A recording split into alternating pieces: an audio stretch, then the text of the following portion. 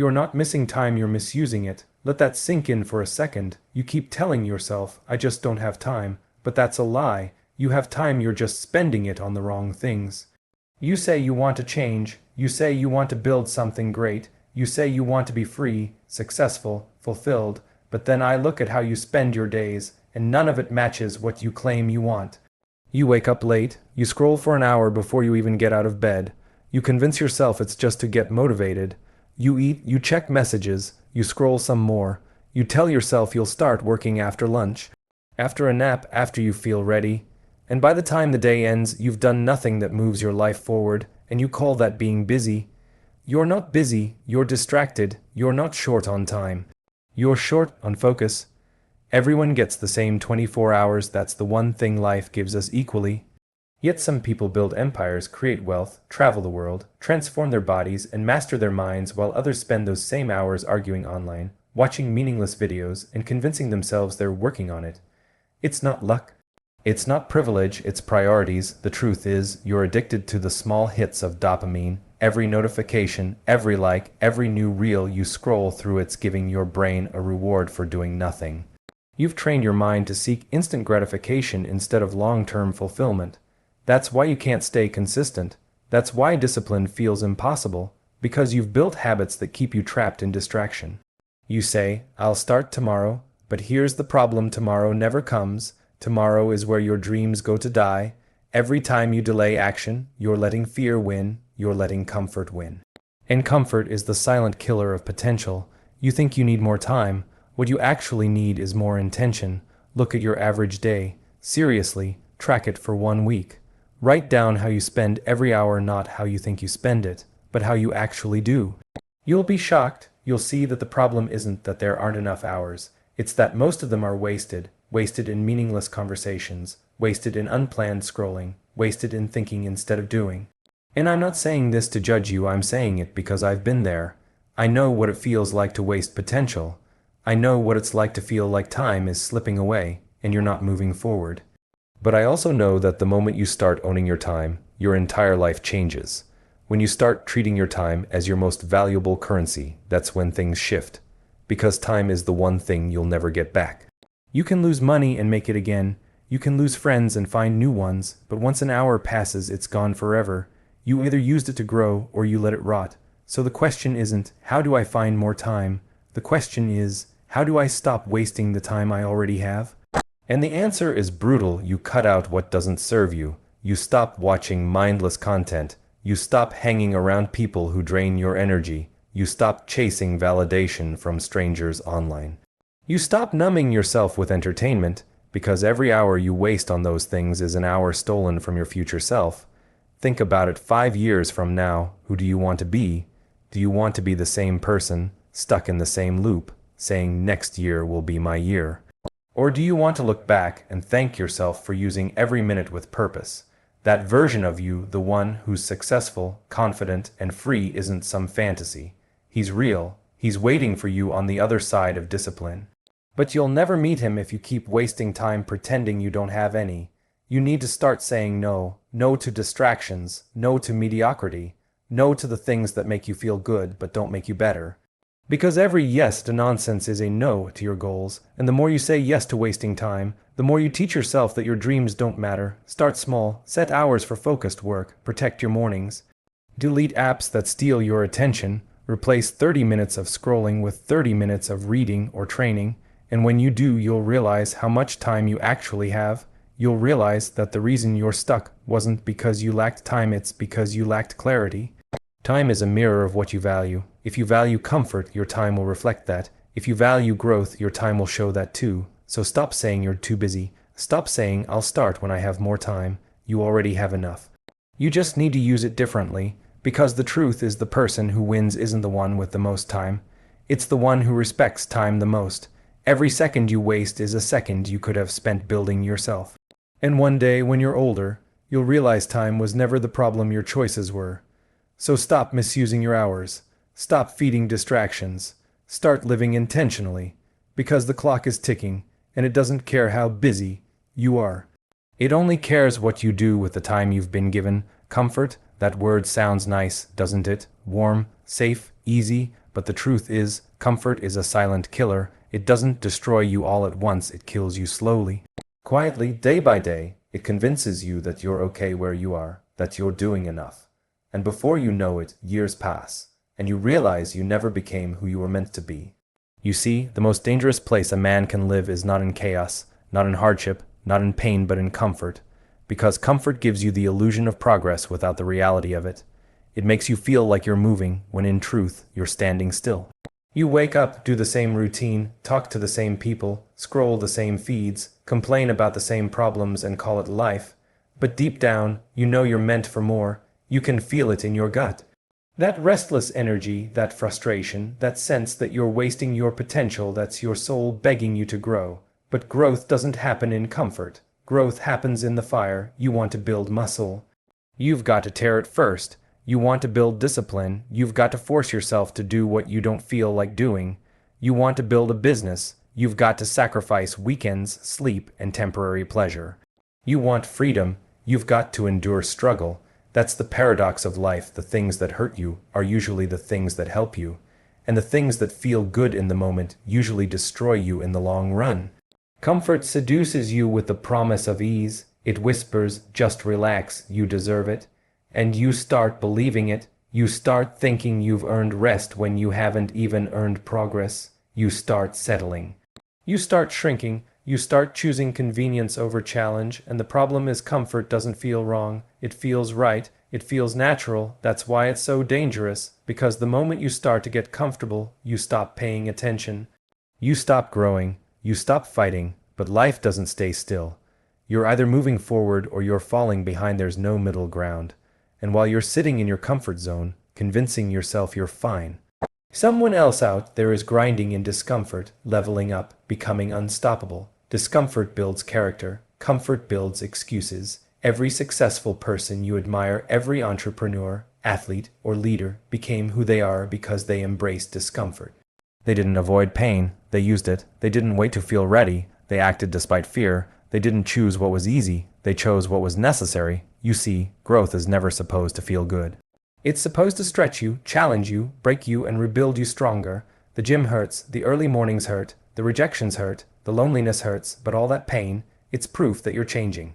Pain is feedback. Discomfort is data. It's life's way of saying you're expanding. The truth is, you'll never reach your full potential until you stop avoiding pain and start seeking it. That doesn't mean you need to live in misery. It means you need to stop running from resistance.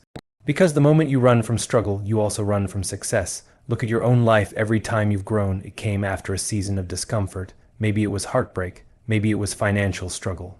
Maybe it was losing someone, failing, or being forced to start over. But those moments shaped you. They revealed your strength. They woke you up, and yet, once things got better, you fell back into the trap. You started to soften again. You started to seek comfort. And that's why progress fades, because comfort always comes back to reclaim you. You have to fight that.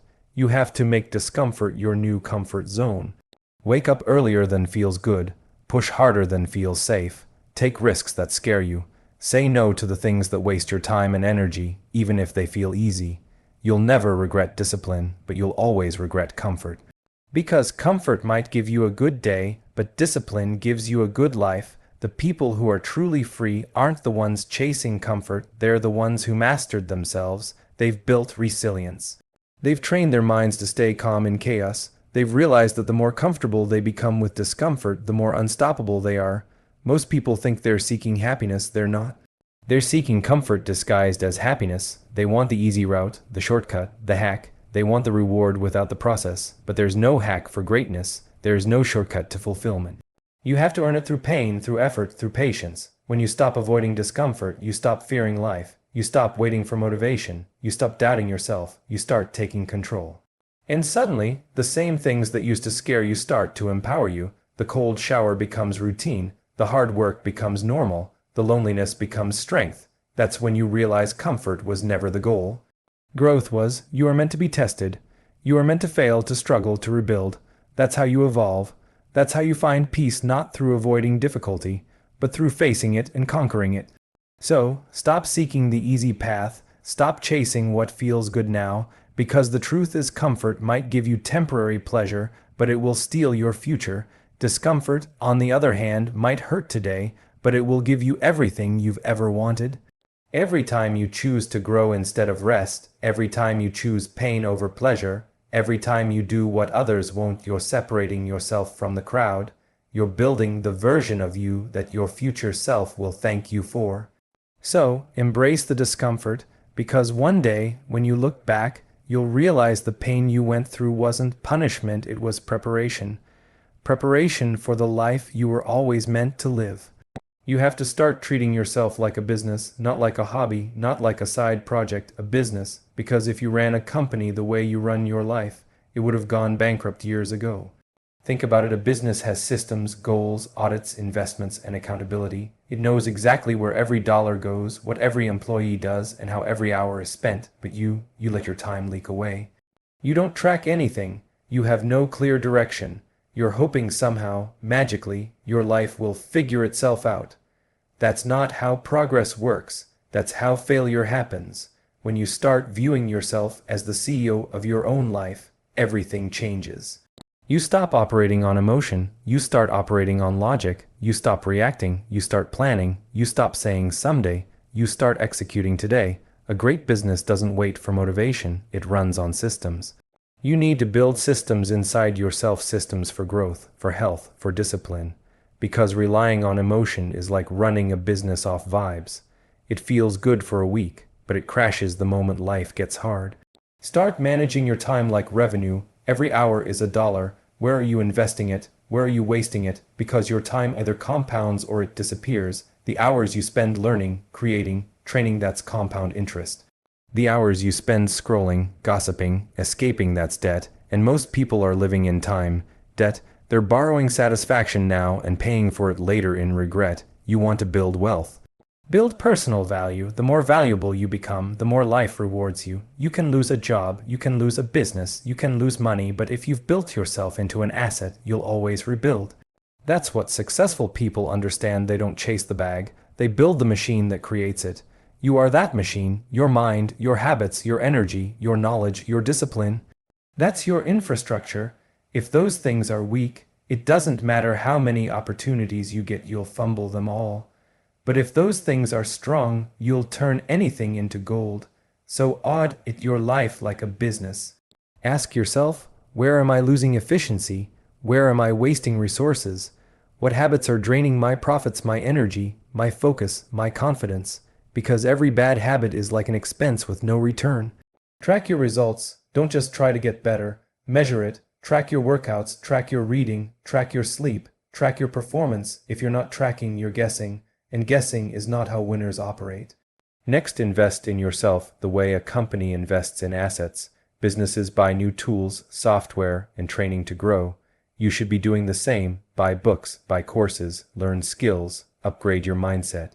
Because the best investment you can ever make is in your own development. And here's the key: don't treat self-improvement like a phase. Treat it like an operating system. You don't get motivated for a week and then stop. You integrate improvement into your daily structure. You run on it, you breathe it, it becomes who you are. That's how real transformation happens, not through intensity, but through consistency. A great business doesn't blow up overnight, it grows brick by brick. That's how you have to build yourself, brick by brick. One book, one workout, one new habit, one honest conversation. Every piece matters, and just like a business, you need to fire what doesn't serve you. Fire your excuses, fire your laziness, fire your toxic environment.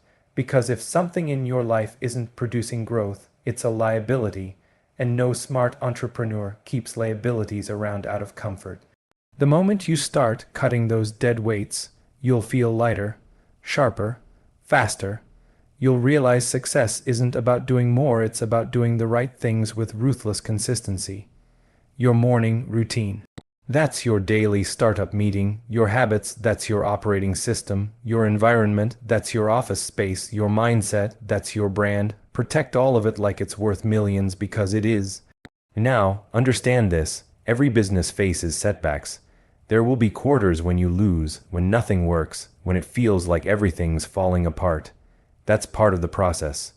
What separates the successful from the average is how they respond to those moments. Do they quit or do they pivot? You have to learn to pivot. If something isn't working, don't complain, adjust. If your routine fails, rebuild it. If you fall off track, realign and keep going, because that's what growth looks like, not perfection, but persistence. And one more thing, a business without a mission fails. What's your mission? What's the reason you get up in the morning? If your only goal is money, you'll burn out. If your only goal is comfort, you'll stagnate. But if your goal is evolution, to become the strongest, most capable version of yourself, then you'll always have fuel. That's the difference between people who drift and people who dominate. The ones who dominate live with structure, clarity, and purpose. They treat themselves like high-performing companies, always optimizing, always improving, always expanding. So start running your life like a CEO runs a company. Build systems, track results, reinforce discipline. Invest in assets, fire liabilities, protect your time, protect your focus, protect your energy, because those are your profit margins. The truth is, you are the most valuable business you'll ever own. If you neglect it, it collapses. If you nurture it, it compounds.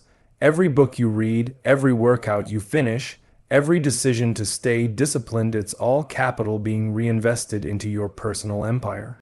And one day, when people look at you and call you lucky, they'll have no idea how many years you spent quietly building the foundation. So build yourself like a business, audit your habits, protect your energy, expand your skill set, operate with intention, and treat every single day like an opportunity to increase your value, because the more valuable you become, the more powerful your life becomes. And that's when you'll finally understand, freedom doesn't come from chasing success. Freedom comes from building yourself into someone who creates it effortlessly.